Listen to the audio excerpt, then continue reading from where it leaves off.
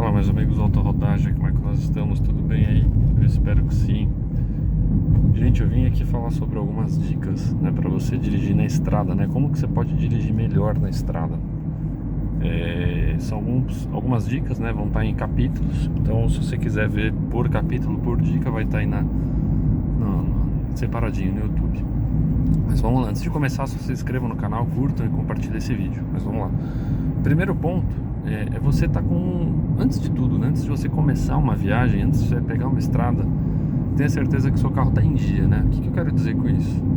Seus pneus estão calibrados, por exemplo, né? Então, semanalmente, né, com carro frio, vê se a pressão dos pneus está certa, né? Geralmente na porta aqui tem a calibragem certa, no manual do proprietário tem. Se você não tiver manual, no grupo de Facebook, com certeza, do seu carro, né, com certeza vai ter alguma postagem falando disso, né? Então o primeiro ponto é esse, né? E ainda dentro do ponto carro, né, é ver se a iluminação, né, principalmente aqui, pensando aqui, por exemplo, no trajeto que eu estou fazendo, que é estrada de noite, ver se está tudo em dia, né? Porque além de ser multa, né, você está com alguma luz queimada, né, é para sua própria segurança, né? Então luz de placa, os faróis, né, lanternas, ver se estão todas em dia, né? E não só em dia, mas também estão regulados, né? Tem muito carro que eu vejo aí na estrada que está tudo funcionando, mas um farol tá para baixo, outro para cima, então não adianta nada, né? Isso no caso é daqueles carros mais antigos, né? Mas mesmo assim sempre vale. E ainda falando sobre o carro, é ver se o seu carro está minimamente limpo, né? Então, para-brisa limpo, espelhos limpos, vidros limpos, isso é tudo para sua própria segurança, para você ver melhor, para você ter uma condição aí de segurança, né? De condução mais assertiva, mais segura, né? E também passando pelas palhetas, né? Trocar cada ano, dependendo do seu uso, se você usa muito carro, né? Eu pelo menos gosto de trocar a cada 30, 40 mil quilômetros, e sempre usando uma marca boa, né? Marca Bosch, Dyna, né? Não fazendo nenhum jabá, né? Mas as marcas de primeira linha. Isso é muito importante. Um outro ponto, agora falando mais da estrada em si, é sobre um ponto que é muito perigoso, né? E que muita gente não se atenta. Por exemplo, você está começando a chover, né? Muita gente fala que a chuva é perigosa, né? E eu concordo em partes, né? A chuva, de fato, ela diminui a visibilidade, né? Principalmente à noite. Mas o ponto mais perigoso é o começo da chuva, porque se você está ali no comecinho de chuva, você está misturando óleo, sujeira, poeira, terra com asfalto, com água. Então a aderência dos pneus tende a diminuir. Então esse é o principal perigo. Então se você está numa estrada e está começando a chover, dá uma diminuidinha no ritmo, né? Mantenha ali a calma. O começo da chuva é sempre o mais perigoso, mais arriscado ali para o carro, né? O outro ponto diz respeito a mais agora aos outros carros e a condução em si. É você não deixar, né? Primeiro que você não deve colar muito nos outros, né? Não deve ficar perto demais dos carros da frente, e não deixar muitos os outros carros que estão atrás de você colar em você. Então, por exemplo, não sei se vocês estão conseguindo ver, tem um caminhão aqui na minha frente. Tem diversas técnicas, né, para você medir uma distância segura. Mas eu gosto sempre de pegar uma referência, por exemplo, uma placa. Eu vejo que o caminhão ou o carro que está na minha frente acabou de passar por uma placa. Eu conto 153, 156. Sempre falando todos os números, né? Não preciso falar rápido nem devagar, mas falando desse jeito. Se você conseguir contar, vamos supor, eu passei por essa placa, né? O caminhão passou por aquela placa. Contei esses dois números. E depois que eu terminar a contagem, eu devo estar passando pela placa. Isso indica uma distância segura, indica que eu não estou colando no carro da frente, não estou exageradamente perto, né? Lembrando que a distância é fundamental, pensando ali para uma condução segura, né? O outro ponto aqui, que eu também gosto muito de tocar, é principalmente agora, né? Se mantenha sempre na faixa da direita, gente. Além de ser uma questão de multa, né? Você impedir ultrapassagem, independente se você está no limite ou não, se tem gente mais rápida acima do limite que você, independente disso, isso é uma questão de segurança. Então, por exemplo, estradas, eu estou numa estrada agora que eu estou com faixa dupla para o meu sentido, e para o sentido contrário só tem faixa simples. Eu estou usando a faixa da direita aqui para facilitar a ultrapassagem dos que vêm no sentido contrário, né? Então é bom senso, segurança, né? E a mesma coisa para estradas que tem várias faixas. Geralmente o pessoal da esquerda, geralmente o pessoal que está mais apressado, o pessoal que está mais acima do limite, então não vale a pena, né? Então sempre, o que eu recomendo é, a não ser que a estrada esteja muito ruim, né, a faixa da direita, porque às vezes vem caminhão, enfim, né, judia mais do asfalto, mas eu preferencialmente fico nas faixas da direita, né, se é uma pista de duas faixas, né, e se são várias faixas, eu costumo ficar nas faixas intermediárias, né, sempre uma ou duas depois da esquerda, né, da esquerda para a direita eu sempre fico na segunda ou na terceira. Um outro ponto que eu gosto muito de tocar também, pessoal, é do limite de velocidade.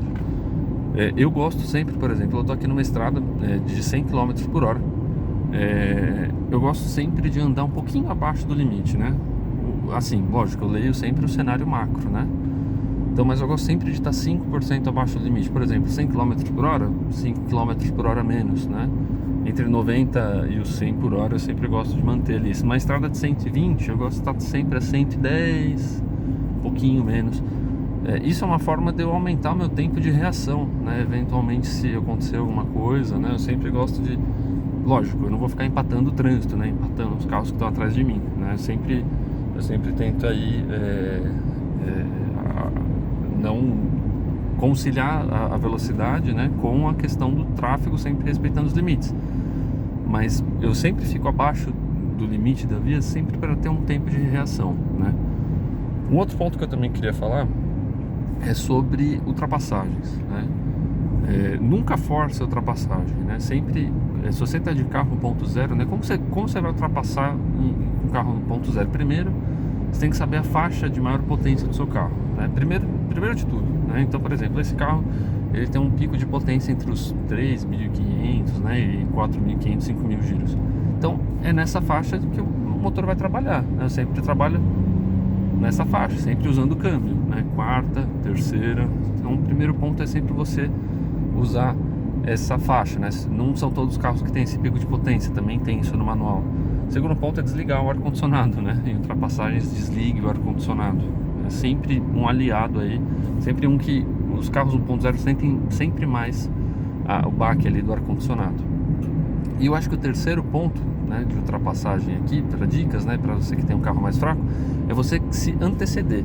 Então, por exemplo, se você está vendo ali que um caminhão você vai ter uma margem de ultrapassagem, a pista do seu lado está com faixa pontilhada, começa a acelerar antes, ou seja, reduz marcha antes, dá a seta antes e vai embora, né? E um erro, falando ainda em ultrapassagem, que muita gente comete é, por exemplo, tem um carro, vamos imaginar que tem um carro na minha frente, outro e outro, são 3 carros na minha frente, e o terceiro, o último carro lá na frente, ele está lento. Muita gente comete esse erro. Dê preferência para os outros 2 carros que estão na sua frente ultrapassar. Muitos acidentes acontecem, pessoal, porque geralmente a pessoa que está, vamos supor, nesse cenário que tem 3 carros na minha frente, eu que sou o quarto carro, sou o último, eu quero ultrapassar todo mundo antes, né? E aí às vezes quem está no carro da frente às vezes não olha o espelho, né? Independente se está certo ou se está errado, mas não usa a sinalização do jeito certo e acaba acontecendo acidente de besteira. E a mesma coisa de uma outra dica para você evitar acidente.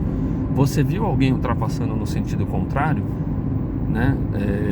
Você viu que está linha reta, não linha reta, né? Mas faixa contínua, já tira o pé, né? Mesmo se for no sentido contrário e se for no seu sentido. Você viu alguém ultrapassando em um lugar que não pode ultrapassar, tira o pé, né? Mesmo que você esteja relativamente longe, né? Porque eventualmente se tiver um acidente você consegue frear. Tem muitos vídeos na internet que a pessoa vê, né, uma câmera que está no carro, no painel, filmando um acidente, e essa pessoa que está filmando, né, essa câmera que está no carro, esse carro acaba se envolvendo num segundo acidente por eventualmente estar perto, por eventualmente não ter conseguido frear a tempo.